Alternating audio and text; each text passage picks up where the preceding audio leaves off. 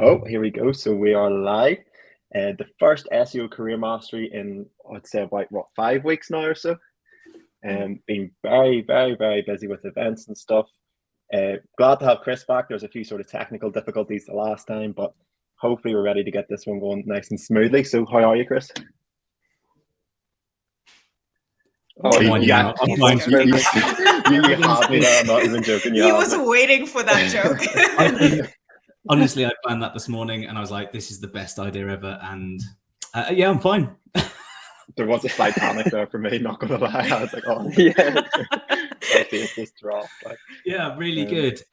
Still buzzing from the SEO exclusive event the other week. I've booked like 4 podcasts for the last week with people that were on at the event and things like that, and just like really good group of people, good vibes. So well done to you guys.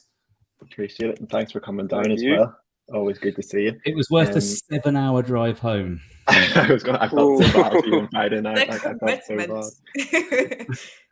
And how was you were away to like La Manga and stuff, was it? Yes, we did SEO on the beach last week. We won the t-shirt competition 3 years in a row. I've been trying. This year we won. It was good fun. It's a really good. Okay. I found this on the web for this year we won. Check it out. Nice. Siri recognizes. Yeah, so we won it. It was brilliant. It's really good vibes at that event. Really good. Yeah, we've seen you down at Brighton and stuff as well. So like in terms of for like OMG.center, how sort of crucial is networking events? How is that vital to like sort of getting more clients on board and stuff like that? Or yeah, I think like you guys, personal relationships are just as important as the digital networked ones. And I think if you're authentic online and then someone meets you in person and you're just saying the same thing and you're the same person, it just reinforces it. So then, it's easier to talk to people when they know what they're getting. And it's exhausting, as you guys know, both putting them on and attending them and things like that, because there's all the travel and the missed work and things, but they're really worth it. And also most people are great. So you get to have a nice time with good people. Excellent. And in terms, I know we spoke to a lot of candidates and stuff, and some of them are quite dear, especially the likes of Brighton. I know ours was a bit sort of pricey as well for some people, but I take it, how would you like sort of talk to those people in terms of like the return on investment? It's so hard to quantify a direct return on investment from an event unless you physically pay £50 for a ticket and then you get 3 clients off of it. It's really, really difficult. I've been doing this. I've been in this industry since 2011 or 12. Whenever, 2011. I'm going to say, it sounds longer. And I've been going to as many events as I can since the beginning. I've been building a network of friends and partners and referral people and all sorts of stuff like that. And the net return on investment for all of that is positive. It's a case of you compound the value over time because you're there. And it's just nice to see not just the same people every time, but new people, because then you connect with the same people you've met before who introduce you to someone else, and you can't put a number on that. But like I'd say to anyone that's like going to any event, if they look at the price of it, then you probably aren't thinking about events in the right way. Yeah, definitely. I agree. And I also appreciate, the marketing tactics that you have. I mean, like walking around with the stickers and the books. What can I say? I mean, it's a nice way of doing it without it being too dodgy. Yeah, and two-faced front as well, I guess. Yeah, I mean, I think most of the pubs in Brighton have an OMG sticker on the hand dryers. I think I've still got a couple of t-shirts with them stuck on it, to be honest. Oh God, you should do your laundry more often, mate. Going off of the 2011-2012 story, can you tell us a little bit about the founding story of OMG.center at the moment and how you sort of, I guess, found a market gap and filled that up and developed that aspect of things? So I built and ran 2 digital agencies with varying degrees of success depending on which perspective you look at it from. both exhausting and both relatively painful on my perspective. I started Optus in 2014 and undertook the web development agency in 2017, I think. And they were both running concurrently, so I was having punches in the face from both sides and champagne from both sides. And I knew the theory of it all, and I knew how to run a business, and I knew how to do digital marketing and the web stuff. But the two things combined, plus all the pressure, I realized actually I'm pretty lonely doing this, and it's exhausting. I don't want to do this anymore. So fast forward a little while, sitting in the house just at the very beginnings of COVID. Well, what was it? December 2019. I was like, right, okay, not doing this anymore. I'm just going to be a consultant again. I'm going to crack on with doing it all by myself. And as soon as COVID hit, a few of my friends who ran agencies were asking me questions. They weren't asking for direct support. They were asking for kind of guidance and just listen to me, please. Someone listen who knows what they're talking about. And I started to realize that there aren't very many people who can help agencies who've actually run agencies that do it professionally. And there's a lot of coaches and there's a lot of mentors, but the vast majority of those have either run agencies when it was relatively easy to do it from a book point of view, or are just business coaches that found a niche. We actually have run agencies, and every single one of the coaches has worked in or run an agency or has done a significant amount of time with or in agencies. So we actually kind of understand it. And like, when I took a step back and I start helping people, I realized actually, okay, my imposter syndrome was not warranted, and I actually quite love accelerating agencies' growth. I guess if you work with 10 businesses and you see 10 wins in a week, that's pretty good, isn't it? Yeah, definitely. Rather than one and seeing it once, it's great. Yeah. Brilliant. And how does that Chris, feel? Sorry, go ahead, Doris. No, I just had a small one. Go on ahead. How does that feel? How does that feel, like the small or the wins for, say, the 10 people? Is it ever the same feeling as like the big win for your own company? Yeah. Same. Yeah. Same. Because I working with an agency the other day, and there was a bit of pushback around some of the way that we were kind of attacking a certain problem. And it was pushback for good reason. He just didn't feel comfortable trying to work it out in that way. It didn't fit. And so we spent a lot of time working on something. And he went into a pitch the other week, sent me a voice note afterwards. He's a big fan of like 10-minute voice notes. I love a voice note. It's horrendous. And he was saying the first thing he said was like, I've just been into a pitch with a direct competitor agency, which is relatively rare when it's like local stuff. And he said they asked us about our values and our purpose, which is the first time I've ever been asked it and been able to say it confidently. And we won the pitch before I'd finished the pitch deck. And he was like, obviously it's his quality of work that actually won it, but the confidence in feeling that he can confidently say, this is who I am and this is what we do. And I felt like I'd won the work. You know, in the sense it was like a win by association. It was absolutely lovely, and it's just that's a win that he gets for his team. But I feel the same. Brilliant. Perfect. Yeah, Chris, I just want to take a step back and ask. So obviously you've started your agencies and stuff, but what was your background? Was it all self-taught? Was it through mentorship? Was it degrees? What was the background behind it all? I'm entirely uneducated. I left school, skived off college, and worked in a pub kitchen for 2 years. My mum only found out that I wasn't at college when my results came, and they were all like the U for unattended, all of the classes.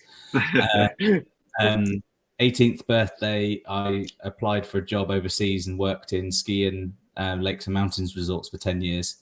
Got sick, came home.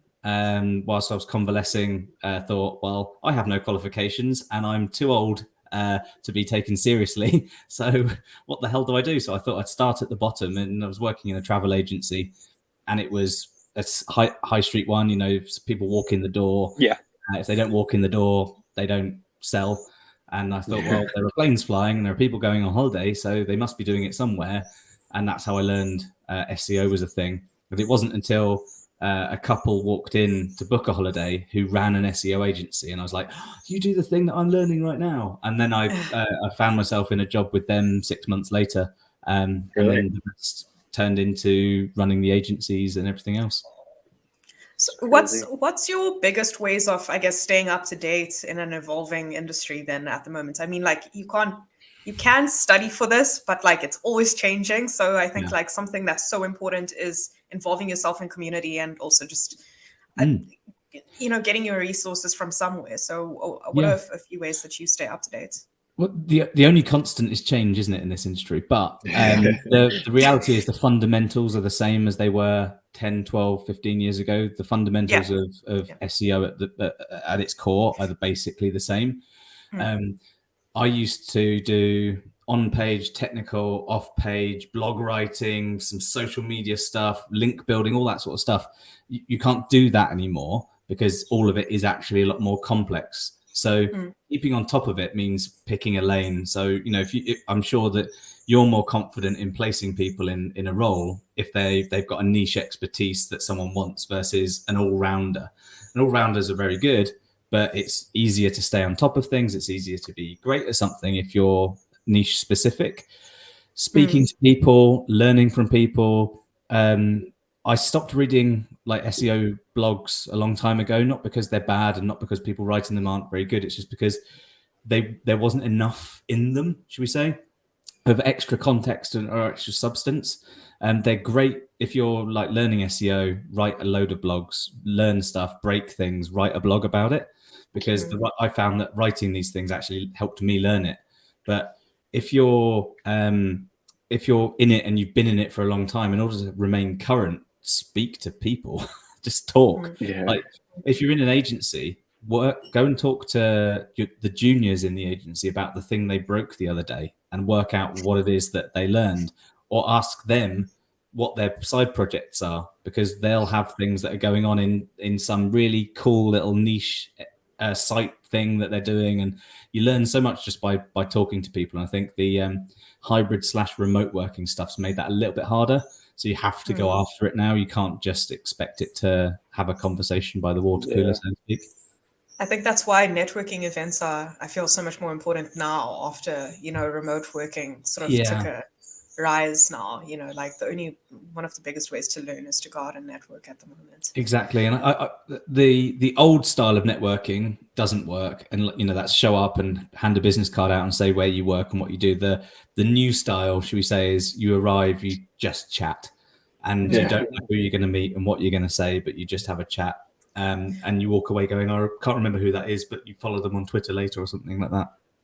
Yeah, I suppose that's where podcasts come into play as well. Being able to meet new people and sort of voice everything, opposed to just seeing text on LinkedIn or a tweet. Actually being able to convey who you are and your personality.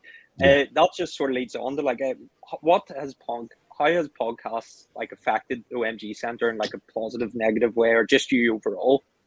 It's almost killed me. I've just finished recording episode 97. I'm running season 1, 2, and 3 concurrently, as well as a webinar series. So it is going to kill me eventually. But on my epitaph, it should say did lots of podcasts or something. From my perspective, obviously, I've spoken to at the very least 97 agency people now, and the brilliant thing is, as similar as the agency model is across the whole agency model, they're all different people.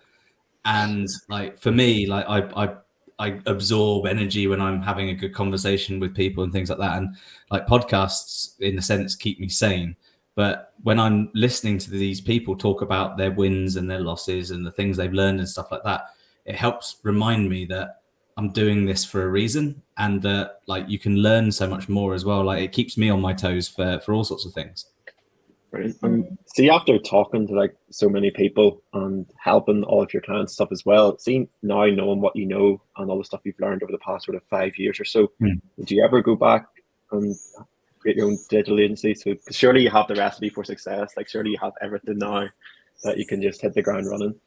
No. It's not because agencies are bad or agencies dead or SEO's dead or anything like that. I'm good at what I'm good at. Let's leave it at that.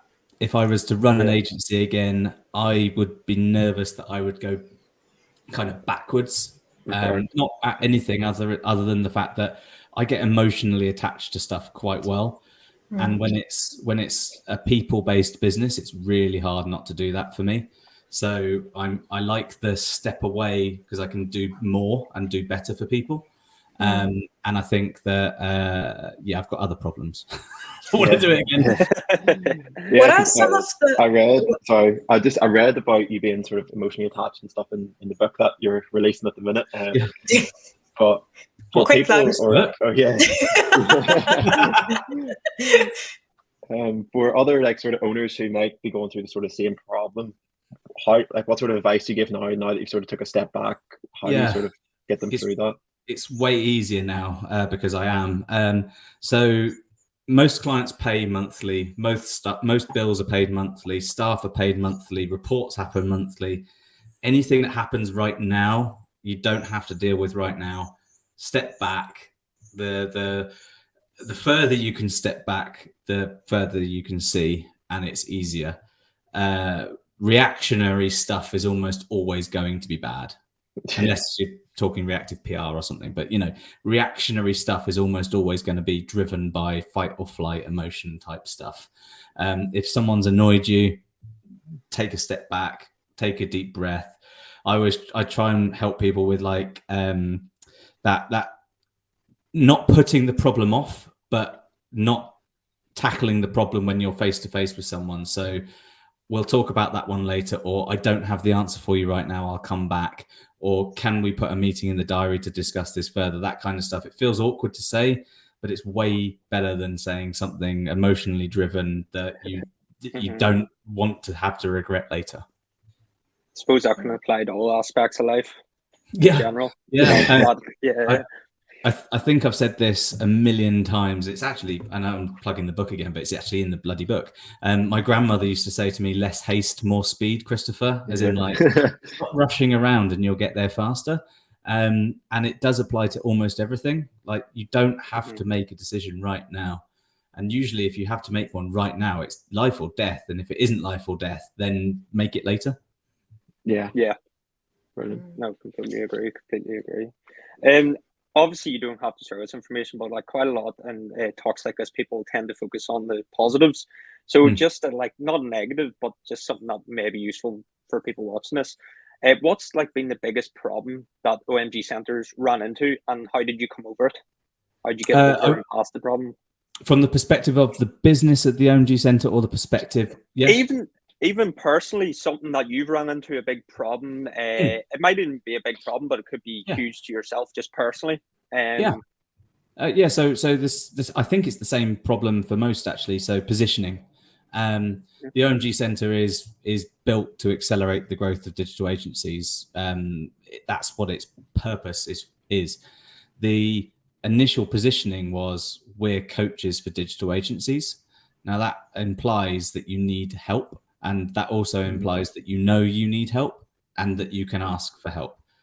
That's been a big kind of issue for the OMG Center, because we want to help people who want help, but you need to know you want help. So rather than that, we're actually looking at it from a different perspective, that you all want to go where you want to go. We just help you get there a little bit more quickly. And having come to that conclusion, I've realized that, a lot more people are a lot more interested in talking, and it's a lot less harder to talk about this stuff, because it's hard for me to talk to people in a call or in a networking event about, oh, you've probably got some problems. It's like, you want to get there faster. So you can put it in a nicer way. And an awful lot of the problems that agencies have is that they don't know who they are or what they're selling or who they're selling it to and why. And that then means they have people problems, both staff and clients. That means they have operational problems that affect both as well. Then ultimately financial problems and the stress and all the drama that comes from that. So know what you are and who you are much better, or at the very least, in my case, articulate it better. How do you choose your coaches, and how do you do you pair them along with clients, or is there like a so reference points? Yeah. So there's a few things actually. So first of all, the key thing is they have to have worked in or run or been some integral part of an agency at some point relatively recently. I say relatively recently because the last 5 years have been a little bit upside down. Pre-COVID, everything was in massive growth mode, and during COVID, everything was everywhere. So 5-ish years or so, that's the key requirement to start off with. After that, we spend an awful lot of time talking to them, learning who they are, what they're good at, who they would be best with. We've got a 50-ish questionnaire type thing. It's not a personality test, but it's a if you imagine, you love ClickUp, you guys. So it's a ClickUp form. It goes into the ClickUp board, which allows me to filter and slice how I need to. So when I do a call with an agency leader and they're talking to me about stuff, I can look back through the call recording, the transcription, and I can then slice as I go, and it suggests who I might well be best connecting them with. The best part about it is these agency advisors, they are online and present and part of the OMG.center publicly, which means that when I say, hey, you should speak to Bob, Bob is recognized by the person that is being referred to Bob. Okay, brilliant. Is there any plans to sort of, I know it was at 10 coaches at the minute, is that sort of the nice number you're sort of keeping to, or is there plans to sort of grow it over the next sort of couple of years? Layers of complexity. So yes, more. There's, according to LinkedIn at least, which obviously you can take with a pinch of salt to a degree, 849,000 people who identify as leaders of something related to digital agencies that speak English. That's whether it's English as a first language or English as their primary language for business. Half that, because those are half of them are consultants or freelancers, but say agency, that's still an awful lot of people. The market is very large. The types of businesses will only change, and that means that we will inevitably need more agency advisors, basically. Brilliant. And is there sort of 3 characteristics that you can narrow down that makes a great agency owner, or that you can see straight away, like, this is going to be successful? So I think the big, loud agency owners are they'll get lots of business and they'll do really well, but the ones that know what they're doing well and have a business mind as well as the mind for the delivery of the services, they do very well. So patience, business acumen, and kind of that ability to understand what the heck it is that they're delivering to a client. There's a really good book, if you don't mind me plugging someone else's. It's very old. I don't know if he's even alive now. And there's a really good book you can buy on Amazon called Selling the Invisible. The audio version is like 6 hours long, so it's about a 3-hour read. Most agencies don't understand the difference between service and product, and they try and productize the offering and things like that. Which then leads to lots of the other problems which they assume will be solved with process to make it more product.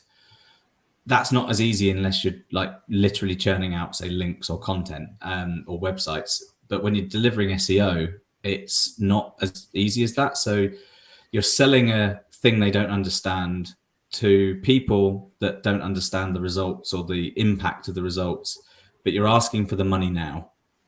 And you promise maybe they'll have something later, and that book will change. If you're running an agency or selling SEO services now, like, read that book, because it's an old school book. So there's like loads of references to old service businesses that don't even exist anymore, but you'll recognize the name. It's that old. It's just so good though. Okay, brilliant. I have a question, but my question is literally in keywords: brand presence, elaborate. I think one of the things that I appreciated so much about the way you run your business, and something that we're focusing on currently, and also something that we took a lot away from SEO Exclusive as well, was brand presence. How have you sort of developed your brand presence and come to the point that you are at now? And also in terms of wanting to grow the business, are you sort of prioritizing that parallel with the brand as the company as it grows?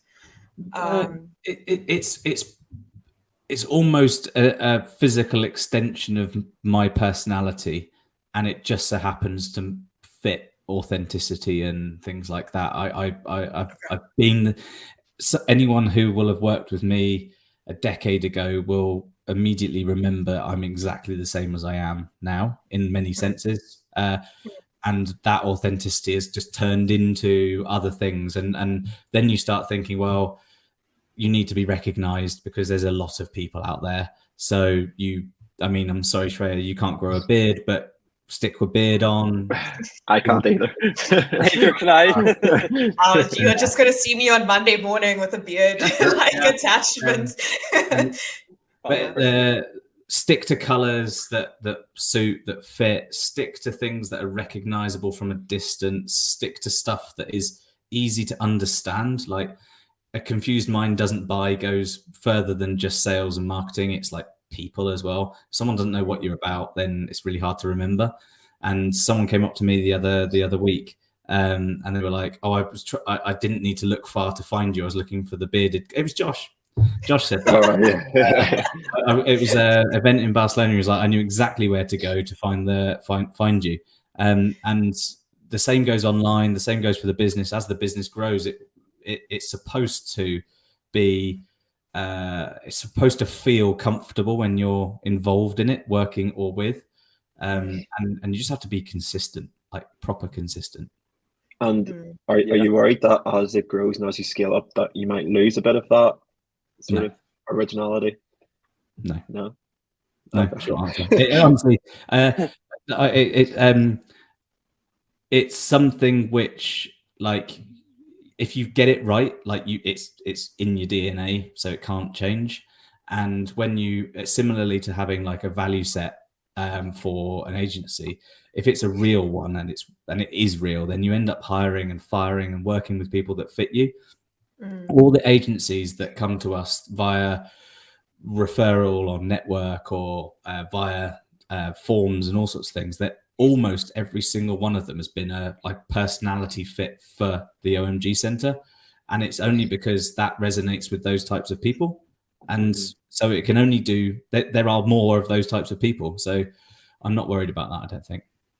And in terms of, I know you do a lot with sort of internal processes within the agency, but do a lot of people come with you because they see you everywhere? They see your sort of online impressions and stuff like that, and do they come with you for that sort of angle as well, or is it just for internal processes and systems sort of in place?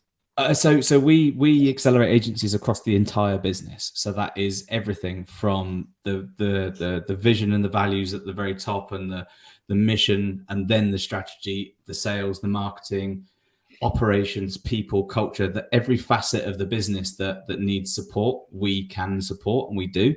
And the point of the business is to diagnose where is needed best at the beginning, and then kind of come to the right conclusions after the first month. You go, okay, here's where we put the most of our attention for a while. These are things which will need solving or will need improving, but you can only accelerate if all the wheels are on. So you focus on the core parts first. Am I allowed to ask? Jay, do you want to go for it? Go for it. No, go on ahead, Trey. I'm intrigued to see what you're. I'm intrigued as well now.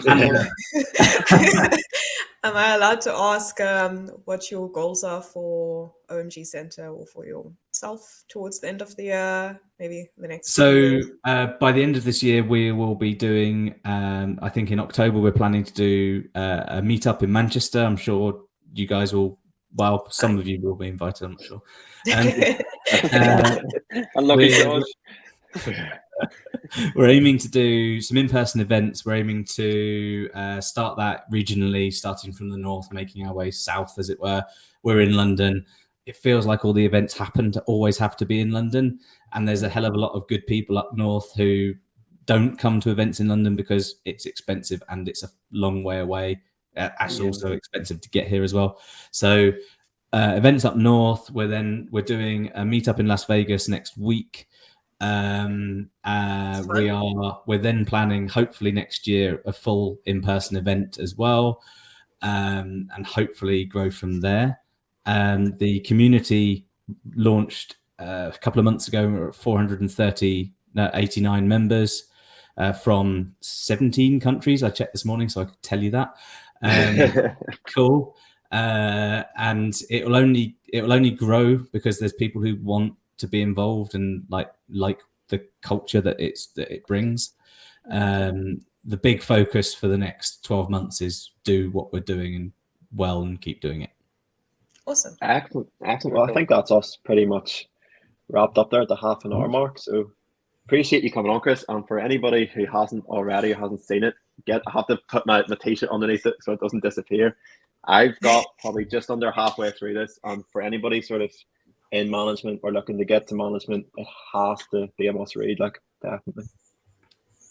Thank you. The actual book launch, it will be in about 3 or 4 weeks' time. It's coinciding with the website relaunch as well, because I can't sit still and I keep playing with it and I break it. So it's being rebuilt by someone who knows what they're doing. And it will look absolutely fantastic. But that's where you'll be able to get the digital copy of the book. I was going to say, is it just digital copies? It's just digital, and it will always be free. Oh, brilliant. There we go. I thought we were going to make a wee bit of, I was going to get an affiliate link and all for it. Commission. Yeah, you get an affiliate fee of a beer or whatever another time. But yeah, one the reality hair on is your beard. it should always be. I don't think that gating content that you would then sell the service for is the right thing to do. That's just a personal thing. So yeah, no, 100%. Awesome. Well, listen, I appreciate you coming on, Chris, and hopefully have a great weekend. And you. Thanks guys. Nice to speak to you all. Thanks very much. Speak to you soon. Bye-bye. Bye-bye.